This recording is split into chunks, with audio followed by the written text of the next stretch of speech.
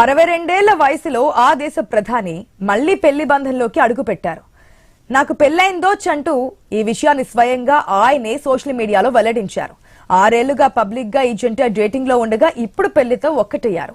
Australia ప్రధాని Anthony Albanese వివాహ బంధంలోకి అడుగుపెట్టారు. 62 ఏళ్ల అల్బనీస్ తన స్నేహితురాలైన జోడీ హడెన్ తో పెళ్లి జరిగింది. 124 ఏళ్ల ఆస్ట్రేలియా సమైక్య ప్రభుత్వ చరిత్రలో ప్రధాని హోదాలో వివాహం చేసుకున్న తొలి వ్యక్తిగా ఆయన గుర్తింపు పొందారు. కాన్బెర్రాలోని అల్బనీస్ అధికారిక నివాసంలో అత్యంత సన్నిహితుల మధ్య ఈ పెళ్లి జరిగింది. తాము వివాహ బంధంలోకి అడుగు పెడుతున్న విషయాన్ని సోషల్ మీడియాలో కొత్త దంపతులు ప్రకటించారు.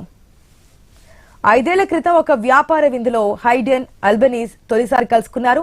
ఆ తర్వాత నుంచి సన్నిహితంగా ఉంటున్నారు. అల్బనీస్ కు ఇది రెండో వివాహం. 2019లో ఆయన తన భార్యకు విడాకులు కూడా ఇచ్చారు. వీరికి ఒక కుమారుడున్నాడు. Congratulations to my good friend. మీ వైవాహిక జీవితం ఫలప్రదం కావాలని అల్బనీస్ ను ప్రధాని మోదీ ఎక్స్ ద్వారా అభినందించారు.